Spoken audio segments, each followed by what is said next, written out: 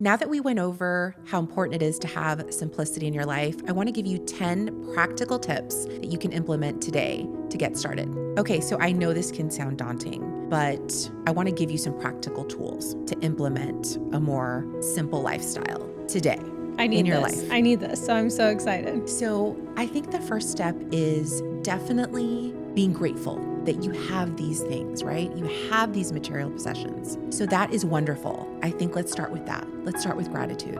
And that is step number one. Number two, now it's time to really look at what you have and who could possibly benefit from you giving something away.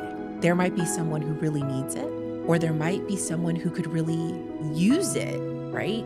In their life, like they actually, will have good use of it. So I think that that's important coming from that place of gratitude that you have it, but now it's really time to release it and give it to someone who really needs it. When I go through my house, I think to myself, no, I will use that at Christmas time, or I'll use that in the spring, or no, I need that at some point. And what I've started to tell myself is if I haven't touched it in a year, I probably won't use it in the next year. That's pretty accurate. I think we're all waiting for that time, and that time never really comes. So we need to get real with ourselves and just have an honest look at what we are really using and release the rest. And that's tough. That's tough for a lot of people. Why do you think that that's so hard?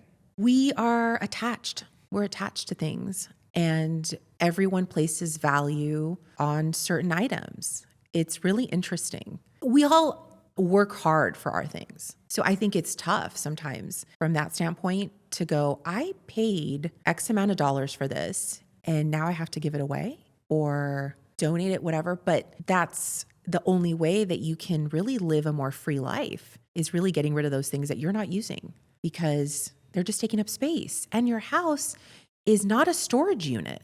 It is a living space. It's for you and your family to congregate, get together and relax and live a more, relaxed life. And you can't do that in clutter. Can't do it. Okay, be grateful, start giving stuff away. What's number 3? I think you want to start taking a survey of each room in your house, right? And seeing where you may have the most clutter, right? I don't want you to start there, though. What I want you to do is tackle a room that is pretty easy. And you need to decide that for yourself, what that room is in your home that has the least amount of physical clutter in it and go from there. And I think once you accomplish that room and clear it, it will then motivate you to keep going. I think oftentimes we feel we want to do the bigger thing first, and that just paralyzes us even more. Then we don't move forward. So I always tell people, tackle the room that seems the least intimidating and start there. Another useful tip I find is, you can even do this daily, is setting a timer for 10 minutes. That has really worked for me. I can do 10 minutes. Like if I can see it on the clock, I can do 10 minutes. I can tackle a single drawer for 10 minutes. The 10-minute timer rule really, really helps me. And I love that because the one thing we all have in common is the junk drawer. We all have one. Some of us have multiples. And 10 minutes to just clear out a junk drawer is a significant amount of time. You can actually make some progress there and make a dent and feel good about it. And I love that you do that. I love the idea of just setting a timer, not going beyond 10 minutes. And whatever you can do in that time, that's a huge accomplishment. It really is. Well, and the time adds up. By the end of the week, you've spent an hour cleaning, Right. that maybe you're not used to doing in your routine. So the 10-minute thing is so achievable. And that is something there's really no excuse. Like you have 10 minutes for sure. Exactly. We all have 10 minutes. And that's a great way to use it instead of, scrolling. So I think that that's great. You're talking to me. We're all guilty. Okay, what's next? So I always tell people, look at your closet and see how you can maybe consider doing a capsule wardrobe. This is a struggle for a lot of people because we like variety. We like options, we like color.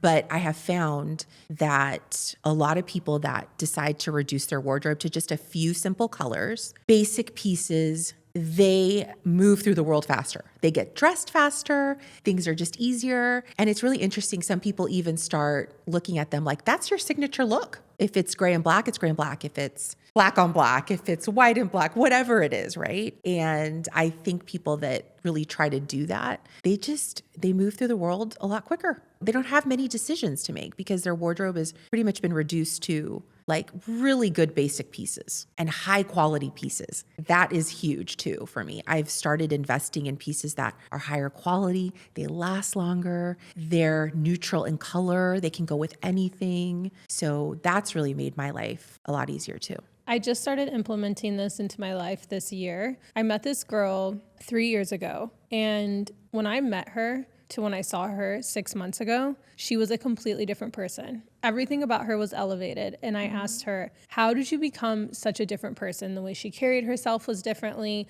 The way she spent her money was different. Like, she just had this really well put together persona around her. She was calm. She was confident. When I had met her originally, she came across like pretty insecure. None of that existed when I saw her 6 months ago. And I said, what did you change? And she said, I started dressing for my future self. Wow. I love what you just said because I think we need to rehearse who we want to become. And I think that if we do that in our wardrobe, and it just elevates us. And so now we're attracting all those things that we want to be. Someone could hear that and think, oh, well, that comes across fake. Why do I want to do that? And it's like, no, this is what I want. That is how I want to dress. That is how I want to carry myself. I'm going to start doing that, not for anyone else, but for me. I bought this nice sweater, not for anyone else, but for myself, because I like the way it looks. I like the way I feel in it. And I think that a lot of people misconstrue fake it till you make it, which there is something about not being authentic that we want to avoid. Exactly. But there's a difference in, no, let's be the person we want to be. You've said it so many times. It's a mind shift. It is 100%. You want to embody that. So I always tell people you want to embody whatever it is that you are wanting to be. And it's interesting. I don't think it's an act of being snobby. I think it's an act of self-love, self-respect, that this is who I want to be and I'm honoring that.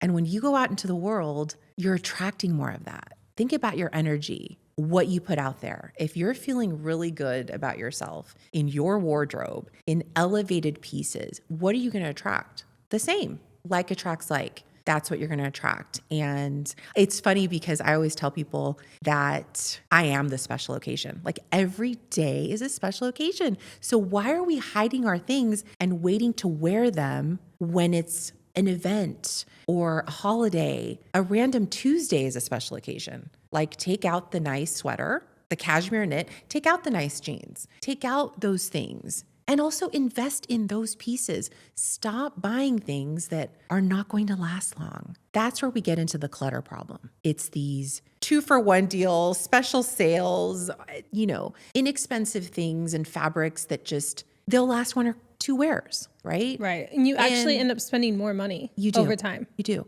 I decided it was much better for me to invest in certain pieces and live with less. And I'd rather pull from those pieces because they actually make me feel good. I love this because I feel like there's a little bit of girl math involved of let's go shopping. Let's go shopping, but for the right pieces. Yeah. That's the difference, is you want to be shopping for the right pieces. And that's with everything in your home. And that gets into the next practical tool is, don't fall into consumerism, right? Don't fall into Amazon Prime deals and Black Friday. Like we need to become very intentional with what we're bringing into our homes. So just because it's on sale doesn't mean it will add value to our house and to our everyday way of living. And I am still guilty of this. We all are. This is tough. When you see a good deal, it's hard to run the other way. So a good rule of thumb is don't bring anything in unless you actually get rid of something. So the one-on-one rule, right? So you want to be really conscious of that. Before you bring anything in, are you also like getting rid of something? I implement this rule on myself when it comes to shoes. And I implement this rule with my daughter when it comes to stuffed animals. She's 6 and everywhere we go, she wants to buy a new stuffed animal. And I tell her every time, you can buy that, but which stuffy are you going to give away? And that shock factor on her face, it's just we're teaching ourselves and we're teaching our kids the thought of value. To your exact point. And I don't think we realize how much we do really spend or how much, and it's not even just a financial thing, but mentally. It's like we're so passive in our thinking that if we really were intentional about the things we were bringing into our home, we would stop. we would stop bringing excess things into our home. So I think the 1-for-1 rule is such a great thing to implement, not just for ourselves, but for our kids too. 100%. I think that we just need to go back to basics. I think we've overcomplicated a lot of things. And there are just a lot of things that we don't need. Even in our own kitchen, how many of the gadgets do you really use? A handful, right? But things have gotten so much more sophisticated and fancy. Or the spoons are in a different color. I must have that color combo. My basic silver does not work. The kitchen is one area that I don't struggle with because I don't know how to cook. I'm trying, same, but I don't struggle with overbuying for the kitchen. That's for sure. I struggle with like coffee table books, things that I feel like I need these, but I really don't. I really don't. Yeah. So I think in general, when you're looking at living just a more simple lifestyle, you have to also clear the calendar clutter. So you need to be able to look at your week and see if there are days that are just jam-packed and what you could do to maybe eliminate like one thing in the day, and also planning enough recovery time for when you have full days like that. That really helps a lot in just living with more ease, calmness, simplicity. So digital clutter, calendar clutter, all those things you have to really look at as well, aside from just the material aspect, because all that contributes to your overall well-being. So I always tell people, look at your calendar, see what you can eliminate. The other thing too is clear time for your family, for precious dinner time. Put away the phone. That needs to be cleared from the dining room table. Put it in the other room. You need to have this time with your family to really enjoy each other and get clear with communication. What happened during the day? How are we feeling? It's a time for reconnection. But again, you can only do that when you clear your iPhone from the table. I heard someone say once that your calendar is a reflection of your heart. And I hear people complain about, they haven't been on a date in months. Well, look at your calendar. Like it's a reflection of where your desires are. You can't really blame someone else for what you're putting on your calendar. So if there's an area that you want to grow in, whether it's family time or a romantic time with your spouse or whatever it is, only you can make that time. Only you can add or declutter those things from your calendar. No one's going to do it for you. 100%. So I tell people you want to look at your Sunday and plan for the week ahead and be intentional about how you want to spend your time that week. There are some responsibilities we can't get out of. That's understandable. But are you padding enough time in between events to recenter yourself, refocus, and also look at your weekends as sacred time and really try to protect those and see what is it that I want to accomplish this weekend? Is it a house project? Is it more rest? Is it more play? That you have to decide for yourself by the end of the week. And if it doesn't align, it doesn't go through the filter. It doesn't go on the calendar. I love that. I love that. It's such a good reminder for all of us. I think one of the final things is you want to create, now that you've cleared, you now want to really carve out your sacred space for yourself. And it could be in any nook and cranny in your house, hopefully. If it's not outside in nature, which I love, I also have an indoor space that's just mine. It has my things that bring me calm and peace and just help me feel more relaxed. And don't we all need more of that? So I think once you start to really clear a lot in your life, then you really can create that sacred space for yourself to come back home to. So as we're looking at my core principles in the RISC, and S is for simplicity, I don't want you to feel overwhelmed. What I want people to take away is that they can implement any of these tools at any moment in the week. And it could be one that resonates with them that day. So if today you're feeling like, I can set the timer for 10 minutes, I can clean out a junk drawer, then go for it. If another day you're like, I'm going to do the one-on-one, I'm going to get rid of something today because I'm actually bringing something in. You could decide the other day, I'm going to take a survey of my wardrobe and really pare down here. So again, these are things that could be done, daily, like pick one. Make it easy on yourself. That's what I want for you to have is I want this to be simple. I'm talking about simplicity. I want to make this simple for you. Our life is overwhelming as it is. I don't want to give you more homework that's out of reach. Thank you for joining me today. Next week, we will get into enjoy, which is my fourth principle in the RISE. Have a great day.